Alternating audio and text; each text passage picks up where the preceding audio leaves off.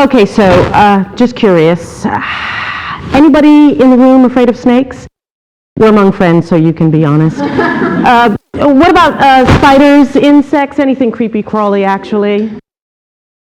The dark? And if I'm going to be honest, I was probably 30 before I was able to walk from the bedroom to the bathroom in the middle of the night without the aid of a nightlight. That's how afraid of the dark I am. Death? Anyone afraid of death?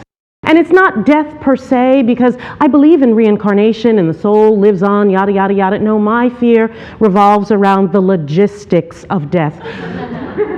I am so afraid of my boyfriend dying before me because the pain of living without him is unfathomable to me. And yet, I don't want to die on him because that would be rude. I couldn't imagine leaving him with that kind of pain either. So I have basically told him in no uncertain terms that when the time comes, we must go together. But it's not just when I die that scares me, it's how I die. Please, dear God, please don't let it be anything long, drawn out, or debilitating. I couldn't handle that. I'm not strong enough for that. It has to be quick, but it can't be painful. I am so afraid of a painful death. Please don't let it be painful.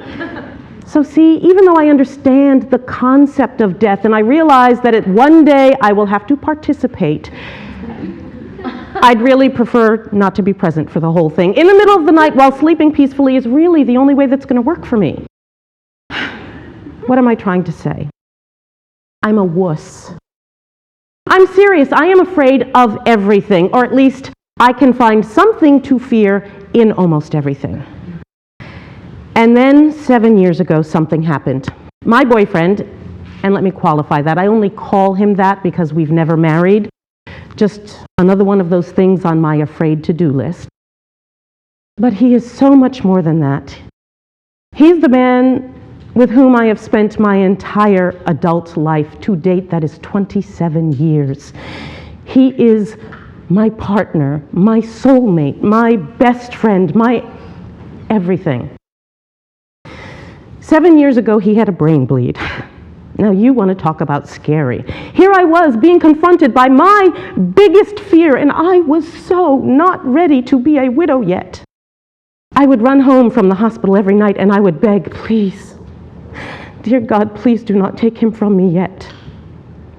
And then when it was determined that he was going to survive, then the question became, yeah, but would he be the same? And then I thought, oh, no, but I can't do that for the rest of my life either. I'm not strong enough for that. So I'd find myself running home again and renegotiating. Okay, God, you know that thing that I agreed to yesterday? Can we amend that slightly? Because I didn't know what I was talking about. Well, I am thankful to say that my boyfriend recovered. And according to the doctors, in record time. I, on the other hand, well, let me put it this way. A good year or more after my boyfriend was not only recovered, but fully functioning. If I heard something go bump in the other room, are you okay? What happened? Did you hurt yourself? Are you all right? If he was late, getting home by 10 minutes, I was on the phone. I thought you said 7. Where are you? Are you okay? Please call me and let me know you're okay, okay? And this went on for a long time, until finally my boyfriend said, Melissa, relax. I'm okay now. This has got to stop. And he was right. Now, it's easy to want to blame my boyfriend's brain bleed for my behavior, but in fact, his brain bleed only brought to light how systemic my fear issues were. Because long after the crisis was over, I was still running around in panic mode. And in fact, I had operated my entire life from a baseline of fear. Why is that? Well, here's the kicker. They say that all babies are born with only 2 fears, fear of falling and fear of loud noises. All other fears we're taught. That is stunning when you think about it. And yet it makes sense.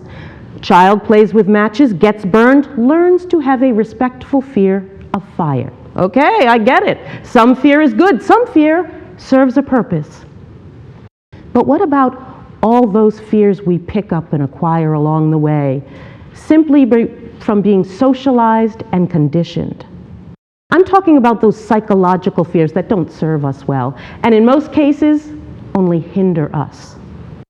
Your classmates laugh at you for asking what they consider to be a stupid question. For fear of being further ridiculed, you stop raising your hand in class.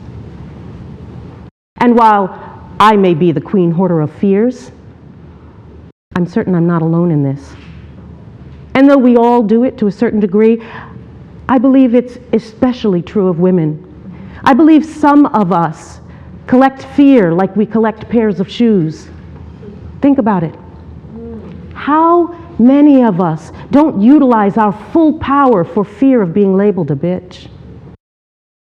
How many of us are still too timid to demand our true worth, are afraid of asking for help for fear of appearing weak, loath to have that important, necessary, but difficult conversation with someone for fear of offending them, that difficult feeling we get around confrontation, and the list goes on. So I asked myself, what has my fear ever done for me? It hasn't made me safe. It didn't prevent my boyfriend's brain bleed or any other bad thing from happening, and it certainly hasn't shielded me from feeling pain. No. All it's ever done is make me think small and be squirrely. The number of opportunities I've squandered because I let my fear get in the way. The times I have sabotaged myself for fear of what? Making a mistake, embarrassing myself, offending someone, failure. Fear is an insidious organism, and if you allow it the way I had, much like a parasite infects your intestines, fear can infiltrate your soul and wreak havoc upon your spirit. We are born with this incredible gift, and too many of us don't allow ourselves to fully experience it because we're too busy being scared. So I have spent the years since my boyfriend's brain bleed making a concerted effort to live a more courageous life. And by courage, I don't mean being a daredevil and putting myself in harm's way. I simply mean shedding myself of all of those silly fears that do not serve me. Doesn't mean I don't still get scared. I'm the same wuss I've always been. But now I act in spite of my fear. Sometimes that's easier said than done. But what I've learned from it is two things. One, oftentimes the thing that I want so badly to run from the fastest is the very thing I should be running toward head first. And two, I'm a lot stronger than I ever gave myself credit for. So I've been on a huge learning curve. Sometimes the curve has been so steep, I felt like I was going to spontaneously combust. And yet these past few years have been exhilarating. And they've also been probably my most prolific and rewarding. So I want to share with you a little discovery I made that has been helpful to me, and I hope it will help you. Fear is a lot like fog. It has a way of clouding your judgment and fooling you into believing that there is nothing there to support you. But if you allow yourself the courage to stare your fear in the face and step forward in spite of it and keep on moving, even when you are uncertain where you're going and how you're supposed to get there, much like fog, eventually the fear lifts and the path is revealed to you. Stop worrying about the what-ifs and learn to embrace the uncertainty of life. Therein lies the fertile ground of possibility. So if you're anything like me, I encourage you to find your way back to that free spirit that you were born to be, and challenge yourself to start living just slightly outside your comfort zone. Because you know what? FDR was right when he said, you have nothing to fear but fear itself. And guess what? you might just be delightfully surprised to find what awaits you. Thank you.